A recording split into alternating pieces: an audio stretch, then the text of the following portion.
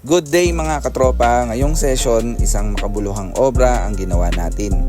Isang imahe ng ating Lord Jesus Christ, simbolo ng pananampalataya, pag-asa at walang hanggang pagmamahal.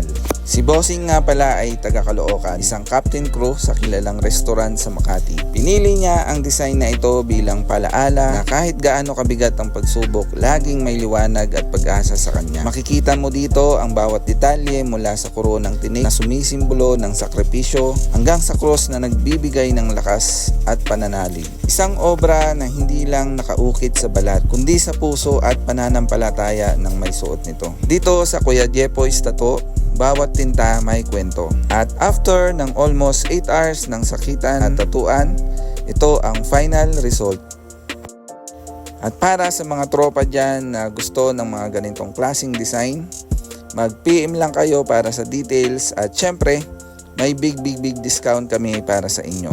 Makikita nyo kami dito sa Santa Ana, Manila. Kaya kung ready ka na magpalagay ng obra sa balat mo, tara na at magpabook. Hanggang sa muli mga katropa, maraming salamat.